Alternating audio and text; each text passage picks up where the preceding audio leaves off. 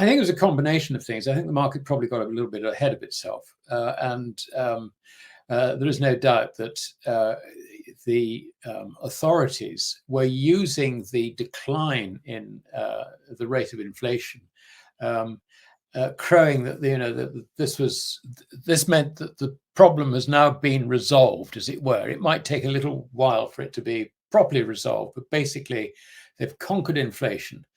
And now what they're doing is they are trying hard to stop inflation coming back. And that's why they're holding on to interest rates where they are.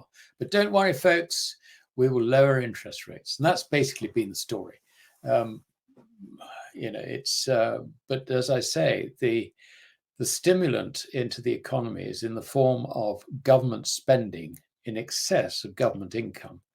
And in the US case, we're looking at a budget deficit of roughly 12% of GDP.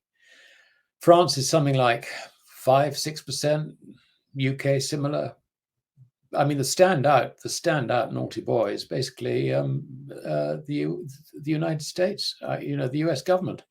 So any idea that you're going to get a decline in inflation, I mean, well, when it comes to inflation, actually, if you look at the monthly rate since October, when it bottomed out, it has been increasing every month. The rate of increase, the monthly rate of increase of the consumer price index. So inflation is not dead. I mean, it's not dead by any means. And if anything, it's picking up. And you can also see things like West Texas Intermediate, which has rallied from 68, 69 to currently 85.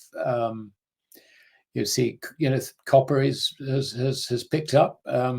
Various other commodities are on the rise. I mean, when this happens, it doesn't indicate necessarily that the world is going gung ho into a new expansionary phase and it's going to need all these commodities.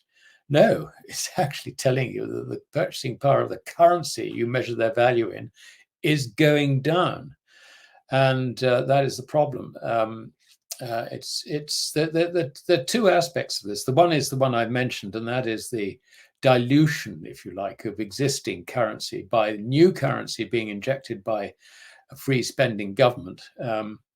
But the other thing is the faith and credit that a fiat currency requires in order to continue to survive. And it's that's being threatened. So you can have no change at all in the quantity of the currency, but if people don't like it, then it goes down.